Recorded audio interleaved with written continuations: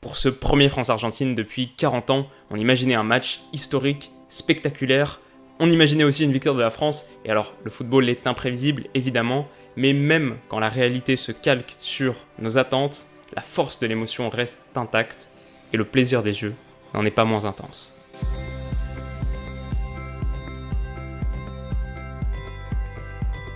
Yo les amis, j'espère que vous allez tous très bien au lendemain d'une rencontre qui, si vous êtes supporter des Bleus, ne vous a sans doute pas laissé indifférent.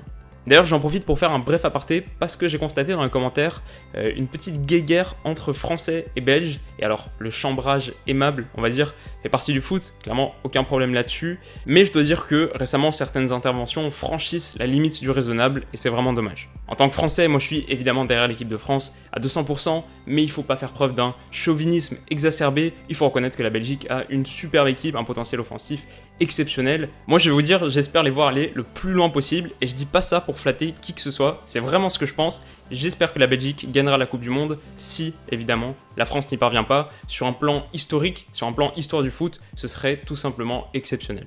Mais donc tout ça pour dire que j'aime pas supprimer les commentaires, j'aime pas devoir consacrer du temps à veiller à ce que les insultes ne fusent pas, alors s'il vous plaît, soyez cordiaux, il n'y a absolument aucune raison d'être aussi agressif, surtout sur internet, c'est tellement ridicule.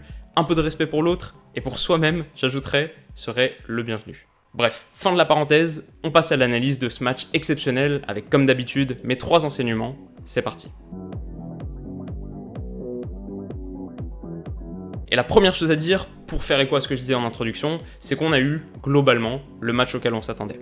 Parce qu'une équipe qui aime avoir le ballon, qui termine d'ailleurs à 60% de possession, et qui aime jouer avec un bloc positionné très haut, je parle de l'Argentine, face à une équipe qui n'est jamais aussi à l'aise que lorsqu'elle évolue en contre et qui a besoin d'espace pour lancer ses flèches, la France, et bah ça pouvait que donner quelque chose de spectaculaire. Pour le dire autrement, c'était vraiment une opposition rêvée, un match où nos qualités coïncidaient avec les défauts de l'adversaire et un match où notre plan de jeu était parfaitement adapté au style des Argentins. Et alors l'exemple le plus frappant, c'est évidemment ce penalty provoqué par Mbappé.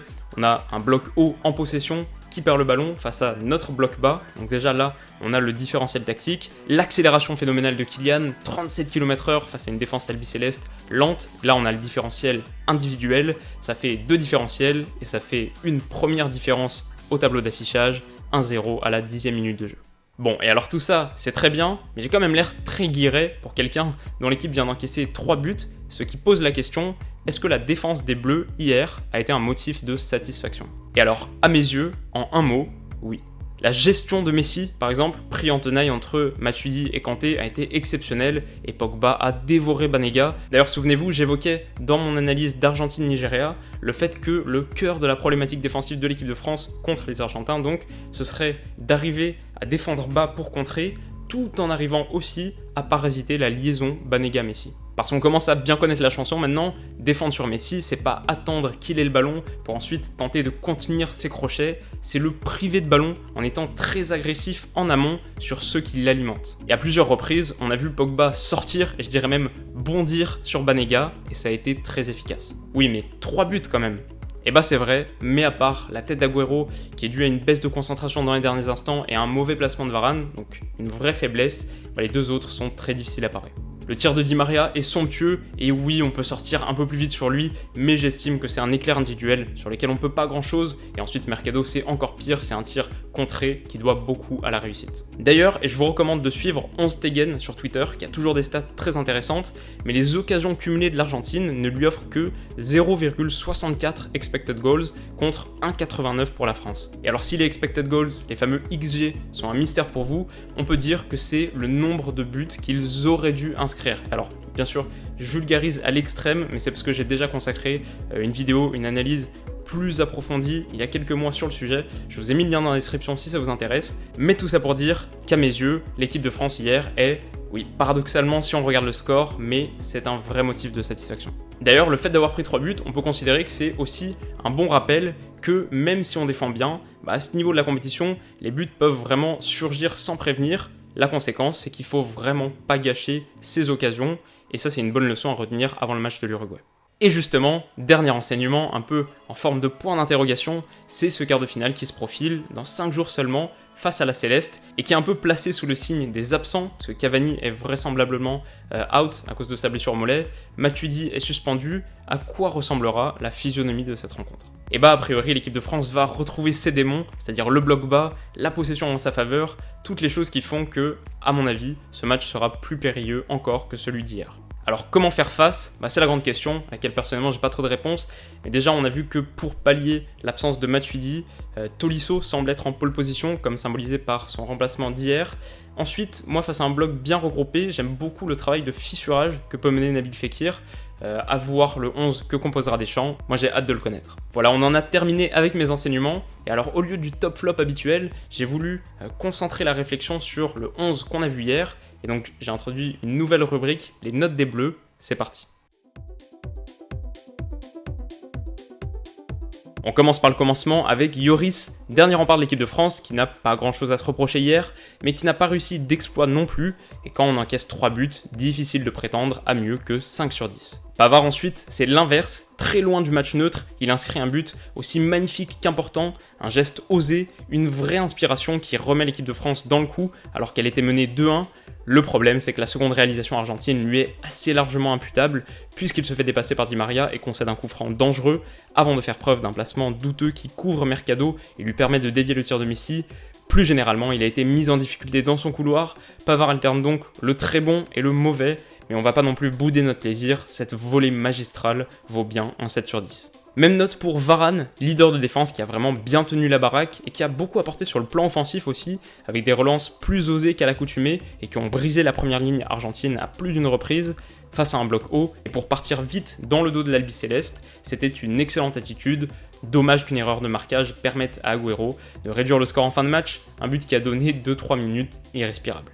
Umtiti a été moins en vue, mais il me semble pas particulièrement responsable sur les buts.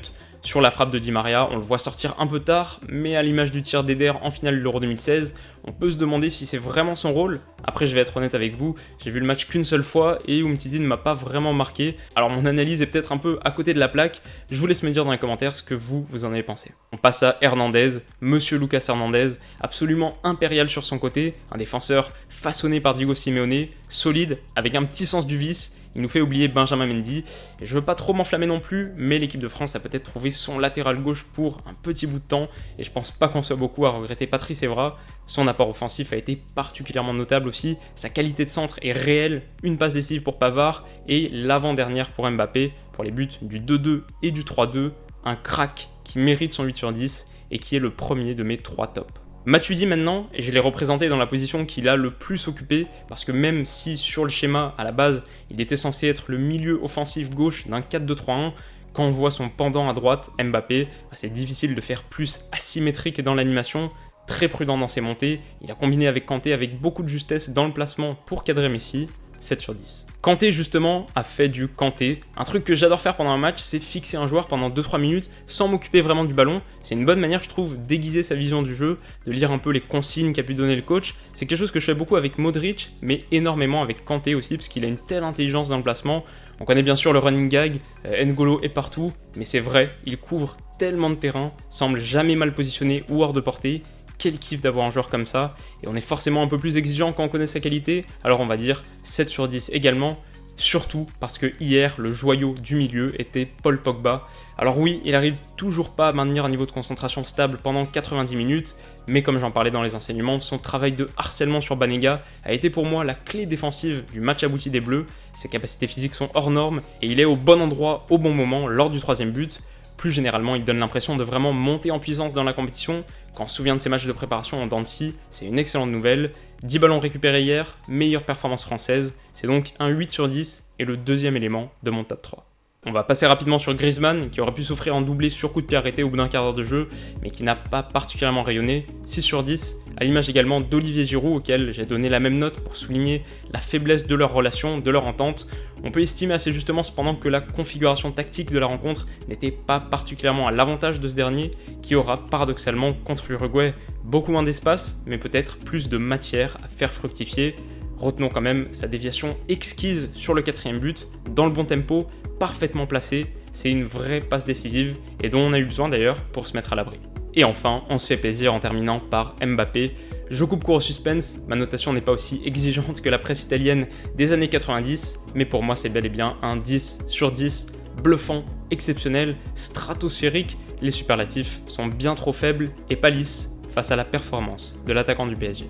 Mbappé n'est pas un artiste et son jeu n'est pas particulièrement élégant, mais il est l'essence même du football, la capacité à ouvrir des espaces par des dribbles simples, des accélérations efficaces, des changements de direction productifs. Quand il ne s'embarrasse pas de fioritures, il est une machine à créer des différences, et si tout cela ne suffit pas à vous impressionner, rappelez-vous d'une chose, il n'a que 19 ans, il n'a que 19 ans.